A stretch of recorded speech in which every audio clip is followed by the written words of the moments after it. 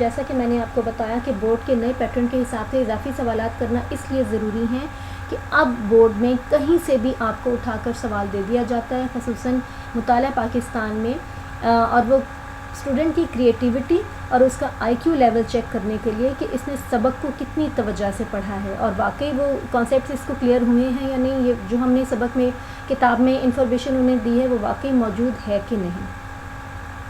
اب ہم پہلے سوال کی طرف آتے ہیں۔ اس چیز کو دیکھتے ہوئے ہم نے اضافی سوالات تیار کیے ہیں۔ اس کی ہیڈنگ ہوگی کہ مشترکہ مذہب سے مراد۔ دنیا میں مختلف مذاہب موجود ہیں۔ وہ لوگ جو ایک مذہب یا عقیدے سے تعلق رکھیں، خواہ مختلف خطوں میں رہتے ہوں، مشترکہ مذہب والے کہلاتے ہیں۔ مثلاً کسی بھی علاقے کے مسلمان نظریہ اسلام کے تحت اور یورپ نظریہ عیسائیت کے تحت زندگی بسر کرنا چاہتے ہیں۔ ہمارا اگلا مختصر اضافی سوال ہے کہ مشترکہ سیاسی مقاصد سے کیا مراد ہے۔ اس کی ہیڈنگ ہوگی مشترکہ سیاسی مقاصد۔ اسٹوڈنٹس، آپ نے سب سوالات کو ان کی ہیڈنگز کے ساتھ یاد کرنا ہے۔ مشترکہ سیاسی مقاصد کی بدولت دنیا کی کئی اقوام نے اپنی آزادی کی جدوجہد کی۔ انگریزوں کی آمد سے برصغیر میں جمہوریت کا تصور ابھرا۔ نئے سیاسی نظام کے شعور کی وجہ سے مسلمانوں کا برصغیر میں سیاسی تشخص ابھرا۔ ہمارا اگلا مختصر اضافی سوال ہے مشترکہ تعلیمی مقاصد سے کیا مراد ہے۔ اس کی ہیڈنگ ہوگی مشترکہ تعلیمی مقاصد۔ مشترکہ تعلیمی مقاصد بھی کسی قوم کے نظریے کا ماخذ ہوتے ہیں۔ انگریزوں نے برصغیر میں ایسا نظام تعلیم دیا جس میں انگریزی کو اہمیت دی۔ مسلمانوں نے اس نظام کو رد کر دیا۔ یہ سب صرف ایک نظریہ کی بنیاد پر ہوا۔ مشترکہ ثقافتی مقاصد سے کیا مراد ہے۔ اس کی ہیڈنگ ہوگی مشترکہ ثقافتی مقاصد۔ مشترکہ ثقافتی مقاصد کی بنیاد پر کسی قوم کا نظریہ جنم لیتا ہے۔ ہر قوم اپنی ثقافت کو پروان چڑھانے کی کوشش کرتی ہے۔ یہاں تک کے سوالات جو تھے وہ نظریے کے مقاصد یا نظریے کے ماخذ یہاں تک کے ٹاپک سے میں نے نکالے تھے، اور اب اس سے آگے قائد اعظم والے عنوان سے جہاں سبق ہے وہاں سے جو اضافی سوال ہیں وہ یہ ہے کہ قائد اعظم نے پاکستان کے مقصد کے بارے میں کیا فرمایا۔ قائد اعظم کا فرمان، اس کی ہیڈنگ ہے قائد اعظم نے فرمایا، بھائی چارہ، مساوات اور انسان دوستی ہمارے مذہب، ثقافت اور تہذیب کی بنیادی باتیں ہیں۔ چونکہ ہمیں ان بنیادی حقوق کے ختم ہونے کا خدشہ تھا، اسی لیے ہم نے پاکستان کی تخلیق کے لیے جدوجہد کی۔ اور یہاں پہ پھر اس فرمان کو آپ انورٹڈ کاماز میں لکھ دیجیے گا اور اس جگہ پہ مارکر سے لائنز ڈرا کر کے اس کو پرومیننٹ کر دیجیے گا۔ قائد اعظم کے علاوہ کسی دو شخصیات کے نام بتائیں جنہوں نے الگ ریاست کا تصور پیش کیا۔ اس کی ہیڈنگ ہوگی دو شخصیات کے نام۔ مولانا جمال الدین افغانی اور سر سید احمد خان نے بھی مسلمانوں کے لیے الگ ریاست کا تصور پیش کیا۔ علامہ اقبال کے تصور ملت بیان کریں، یہ ہمارا اگلا مختصر اضافی سوال ہے۔ علامہ اقبال کا تصور ملت، اس کی ہیڈنگ ہوگی علامہ اقبال نے فرمایا کہ مسلمان اسلام کی وجہ سے ایک ملت ہیں اور ان کی قوت کا دار و مدار بھی اسلام ہے۔ اقبال نے مسلم ملت کی اساس کے حوالے سے حقیقی تصور اپنے اشعار میں پیش کیا۔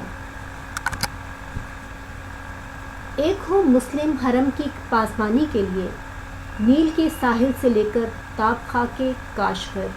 یہاں پہ اقبال کا ہم شعر کوٹ کر دیں گے، اور اس بات کا خاص خیال رکھیے گا کہ شعر کوٹ کرتے ہوئے آپ نے اس بات کا خیال رکھنا ہے کہ شعر کا ایک مصرع ایک ہی لائن میں کمپلیٹ کرنا ہے۔ شعر کے دونوں مصرے ایک لائن میں مت لکھیے گا، اس سے بہت برا امپیکٹ آتا ہے۔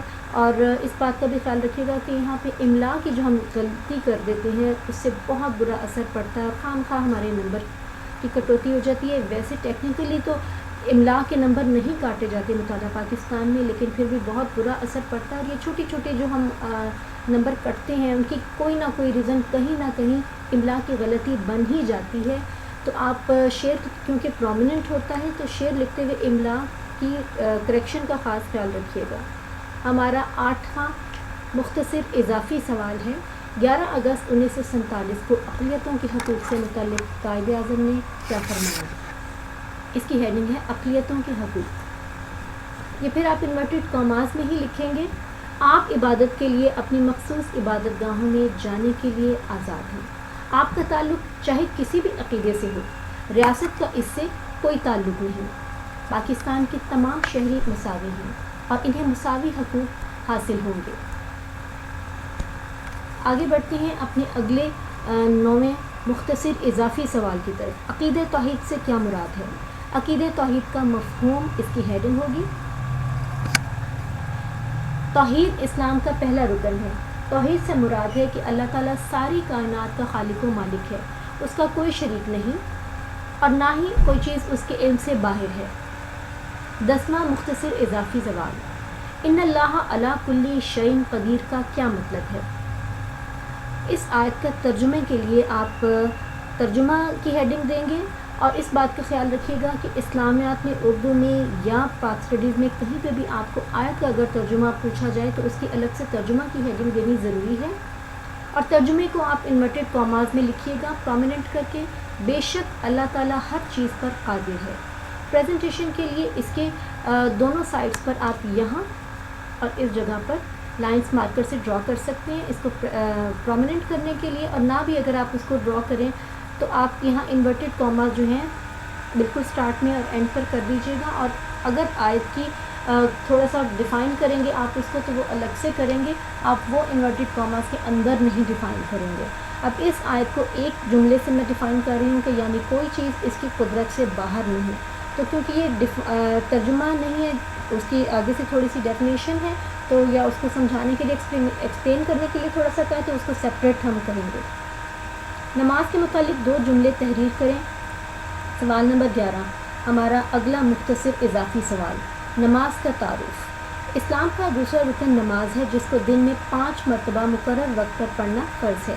نماز اقامت دین کا عملی مظاہرہ ہے جو خدا کی پسندیدہ عبادت ہے۔ ہمارا اگلا جو مختصر اضافی سوال ہے، حج سے متعلق 2 جملے تحریر کریں، اور آپ دیکھیے گا کہ چھوٹے چھوٹے کانسیپٹس جو ہیں ان کو لے کر میں نے اضافی سوال تیار کیے ہیں، اور اگر آپ تھوڑا سا پہلے کے بورڈ کے پیپرز دیکھیں تو آپ کو تھوڑا آئیڈیا ہوگا کہ کچھ عرصہ پہلے تک تو بالکل اندر سے اضافی سوال نہیں پوچھے جاتے تھے، لیکن اب اندر سے کیونکہ اضافی سوال پوچھے جا رہے ہیں، اور بچوں کا کانسیپٹس چیک کرنے کے لیے کہ کانسیپٹس کلیئر ہیں یا نہیں، وہ کہیں سے بھی کچھ بھی پوچھ لیتے ہیں، تو یہ سب کانسیپٹس کلیئر کرنے کے لیے ضروری ہے کہ یہ آسان ترین جو بظاہر آسان لگ رہے ہیں جملے یا سوالات بظاہر آپ کو آسان لگ رہے ہیں، اگر آپ کو ایک دم سے بورڈ میں آ جائیں اور آپ نے پریپیئر نہ کی اور آپ ذہنی طور پر تیار نہ ہوں مشقی سوالات کے علاوہ اور سوال کرنے کے لیے، تو اچانک سے آسان ترین سوال دیکھ کر بھی بعض دفعہ بچے گھبرا جاتے ہیں۔ تو اس گھبراہٹ سے بچنے کے لیے یا اس پریشانی سے بچنے کے لیے ضروری ہے کہ آپ نے اضافی سوالات زیادہ سے زیادہ کیے ہوں، اور جتنے زیادہ اضافی سوالات نکل سکتے تھے میں نے یہاں سے نکالنے کی کوشش کی ہے۔ اس سوال کے جواب کی طرف بڑھتے ہیں۔ اس کی ہیڈنگ ہوگی حج کا تعارف۔ حج اسلام کا 5واں رکن ہے جو صاحب استطاعت لوگوں پر فرض ہے۔ حج کے موقع پر ایک لباس اور ایک پکار مسلمان کے اتحاد اور بھائی چارے کی ایسی مثال ہے جو پوری دنیا میں کہیں نہیں ملتی۔ اب حج کے بارے میں بھی بہت زیادہ باتیں کہی جا سکتی ہیں، بیان کی جا سکتی ہیں، لیکن ہم نے ٹو دا پوائنٹ بات کرنی ہے مختصر اور معیاری جواب کے لیے، تو یہی مناسب ہے۔ ہم اگلے 13ویں مختصر اضافی سوال کی طرف بڑھتے ہیں، زکوٰۃ کا تعارف بیان کریں۔ اس کی ہیڈنگ ہوگی زکوٰۃ کا تعارف۔ زکوٰۃ اسلام کا 4تھا رکن ہے۔